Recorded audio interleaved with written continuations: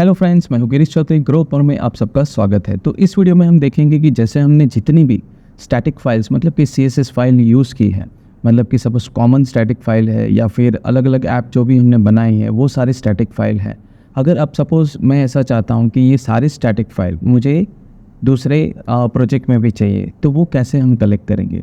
पर उससे पहले यहाँ पे हम देखेंगे कि जैसे एडमिन का जो हमने प्रीवियस ट्यूटोरियल में देखा था कि एडमिन सेटअप हम कर लेते हैं, क्योंकि अभी भी यहाँ पे जब हम रन करते हैं तो जो 18 या 17 जो कुछ पैकेजेस है उसे इंस्टॉल करना बाकी है एडमिन को मैनेज करने के लिए, तो वो सबसे पहले हम कर लेते हैं। तो यहाँ पे सबसे पहले आप जैसे रन कर देते हैं पहले तो यहाँ पे just Python and manage.py and run server. यहाँ पे जब आप मैनेज करते हैं तो देखिए यहाँ पे वार्निंग आती है, ये देख सकते हैं आप कि यहाँ पे जो एडमिन पैकेजेस हैं ये इंस्टॉल करना बाकी है, मतलब माइग्रेट करना बाकी है। तो इसको पहले हम इंस्टॉल कर देते हैं।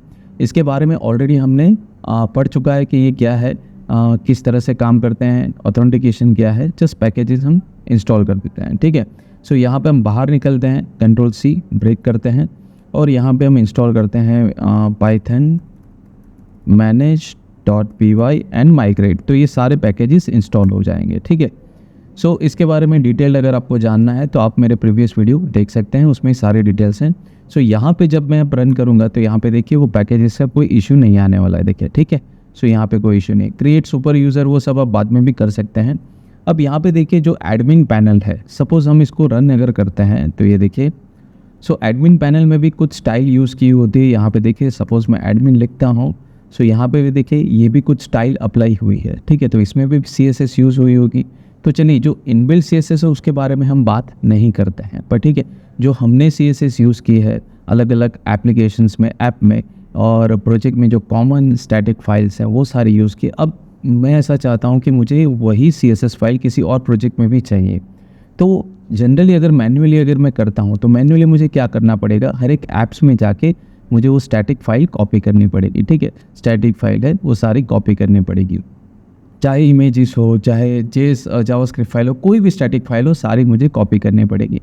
अगर आप समझो कि अगर मैंने 8 या 10 ऐप बनाई है या मॉड्यूल्स बनाए हैं तो सब में मुझे जाके स्टैटिक फाइल कॉपी करनी पड़ेगी, कहीं और रखनी पड़ेगी, तो ये सारी चीज़ें यहाँ पे प्रॉब्लम्स हो सकती हैं। यहाँ पे देखिए कि अब स्टैटिक फाइल को यहाँ पे मुझे कलेक्ट करना है, तो कैसे मैं कलेक्ट कर सकता हूँ।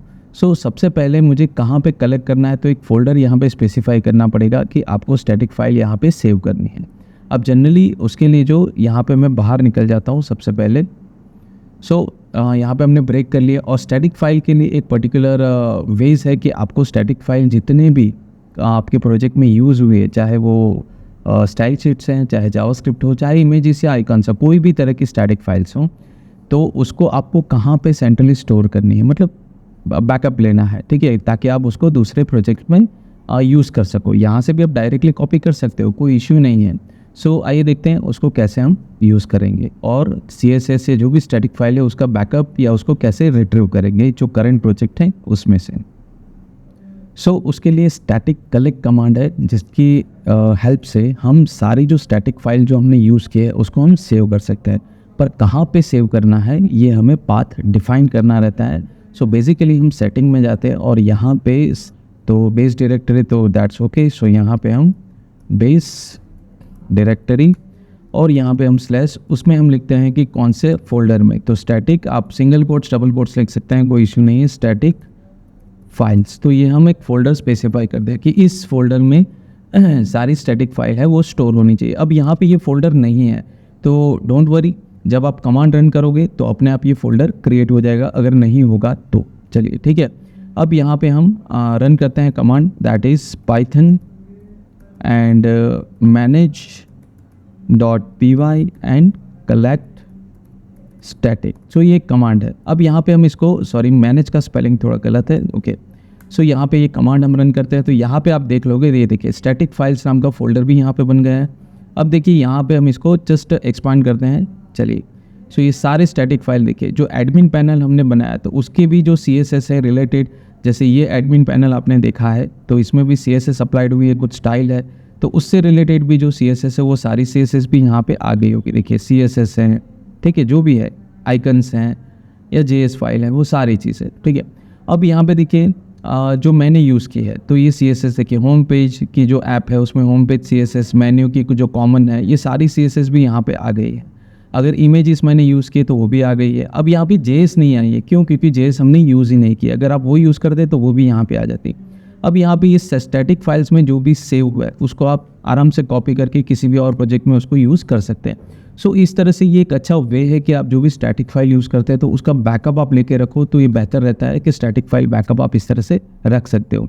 हाँ, आपने बाहर से कोई लाइब्रेरी ली है और पिछले प्रोजेक्ट्स की तरह हमने प्लगइन्स में सेव किया है तो उसकी कोई प्रॉब्लम नहीं है, पर बेसिकली जो आपने ऑलरेडी यूज़ की है उसका भी बैकअप आप ले सकते हो। और ऐसा ज़रूरी नहीं कि यही स्टैटिक फाइल से उसको नाम देना है, कोई भी दे सकते हैं, कोई इशू नहीं है। It's just a backup of your static files कि कभी कुछ गड़बड़ हो जाए तो यहाँ से आप इसको रिस्टोर कर सकते हैं, ठीक है। मैन्युअली कॉपी पेस्ट कर सकते हैं, तो आपको आराम से आपका प्रोजेक्ट भी रिस्टोर हो जाएगा। और साथ ही साथ अगर यही स्टैटिक्स फाइल आपको किसी और प्रोजेक्ट में यूज़ करनी है तो वो भी आप आराम से यूज़ कर सकते हैं, ठीक है। सो मेरा वीडियो पसंद आया है तो लाइक कीजिए, शेयर कीजिए, सब्सक्राइब कीजिए और बेल आइकन पे क्लिक कीजिए ताकि जो भी नया वीडियो आए आपको तुरंत उसका नोटिफिकेशंस मिले।